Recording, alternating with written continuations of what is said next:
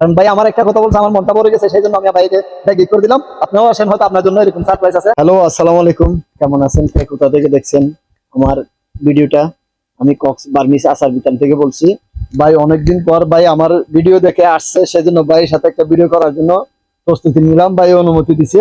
ভাই আবার ওটা বলাতে আমার মনটা ভরে গেছে, সেজন্য আমি ভাইয়ের সাথে কোনো 2 নম্বরই কোনো আচারে দিব না, যেটা ভালো লাগে সেটাই দিব।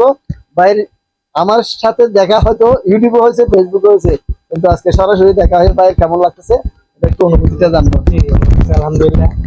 আসলে আমি ওনার ব্লগ দেখছি আজকে থেকে আরো 4-5 দিন আসার পরে আমি আগে থেকে দেখছি। দেখলাম হঠাৎ করে ওইটা ওই ওই আফসার যেটা আছে আপনার ওটা দেখছি ওই থেকে দেখে এখন দেখলাম, এখান থেকে দেখে মনে হয়েছে ভাই আমি তো এটা দেখছি। পরে উনি বলতে হ্যাঁ এই যে দেখছি এটা আফসার দেখছি, পরে বলতেছি যে তো আমি দেখলাম যে এখানে ভাবছিলাম যে প্রথমে হয়তো বা হ্যাঁ এটা অন্য ইনপুট করছে, কিন্তু না, আসলে উনি নিজের বললেন।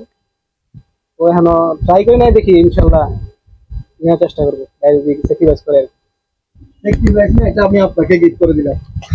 এটা আপনাকে আমি গিফট করে দিলাম। এটা আমার ব্যবসা না, এটা আমি আপনাকে সম্মানজনক আমি আপনাকে গিফট করে দিলাম। ভাইয়ের বাড়ি কোন জায়গায়?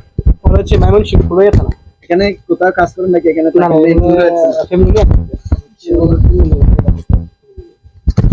ঠিক আছে, ধন্যবাদ ভাইয়ের। ভাইকে আমি আমার আফসার ড্রাই ফিশটা আমি গিফট করে দিলাম। কারণ ভাই আমার একটা কথা বলছে, আমার মনটা পড়ে গেছে, সেই জন্য আমি ভাইকে এটা গিফট করে দিলাম। আপনিও আসেন, হয়তো আপনার জন্য এরকম সারপ্রাইজ আছে। সবাই ভালো থাকুন, সুস্থ থাকুন। আসসালামু আলাইকুম।